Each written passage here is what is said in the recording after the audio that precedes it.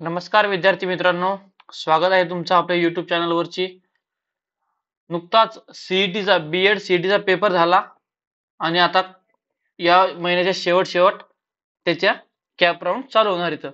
Cap round साठी तुम्हाला सगळ्यात महत्त्वाचं काय आहे, तर सगळ्यात पहिले तुमच्यासाठी महत्त्वाचं आहे, सगळ्यात पहिले एक मिनिट, महत्त्वाचं तुमच्यासाठी आहे डॉक्युमेंट. काय? डॉक्युमेंट. आणि डॉक्युमेंट जर नसतील तर तुम्ही काहीही करू शकत नाही. त्यामुळे तुम्हाला डॉक्युमेंट असणं म्हणजे डॉक्युमेंट तुमचे प्रॉपर असणं गरजेचं आहे. सगळ्यात पहिले 25-26 साठी डॉक्युमेंट काय लागतात रे? नंबर 1 सीईटीचा स्कोर कार्ड, त्यानंतर कास्ट सर्टिफिकेट, डोमिसाइल सर्टिफिकेट, महत्वाचे अति महत्वाचे डॉक्युमेंट आहेत, लिहून घ्या. ठीक आहे. डोमिसाइल सर्टिफिकेट, त्यानंतर नॉन क्रिमिलियर इफ ऍप्लिकेबल, जर तुम्ही ऍप्लिकेबल असेल तर नॉन क्रिमिनल तुम्हाला लागणार आहे.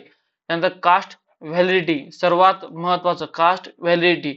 त्यानंतर एसएससी सर्टिफिकेट, 10वीचं मार्कशीट, त्यानंतर 12वीची मार्कशीट, त्यानंतर डिग्री मार्कशीट सगळ्या सेमिस्टरची, 4 सेमिस्टर असतील 4, 8 सेमिस्टर असतील तर 8 सेमिस्टरची सगळ्यांची काय लागणार तुम्हाला?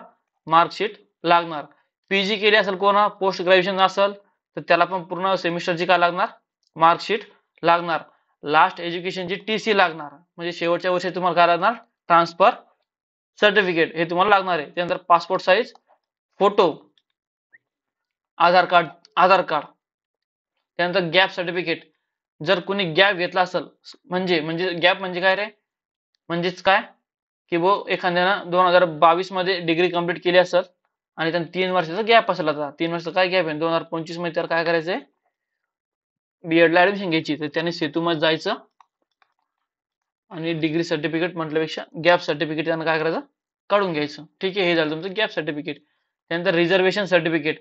जर एखादा व्यक्ती अपंग नाही प्रकल्पग्रस्त वगैरे काही असेल आणि त्याला रिझर्वेशन सर्टिफिकेट असेल तर ते सर्टिफिकेट त्यांना काढून घेणं गरजेचं आहे, जेणेकरून त्याला फायदा होईल. ठीक आहे. मी परत एकदा वाचून सांगतो तुम्हाला, लिहून घ्या. CET score card, caste certificate, domicile certificate, non creamy layer, caste validity, SSC marksheet, HSC marksheet, degree marksheet, PG marksheet, last एज्युकेशनची TC, passport photo, Aadhaar card, gap certificate आणि रिझर्वेशन सर्टिफिकेट. ठीक आहे. इथपर्यंत काही अडचण नाही.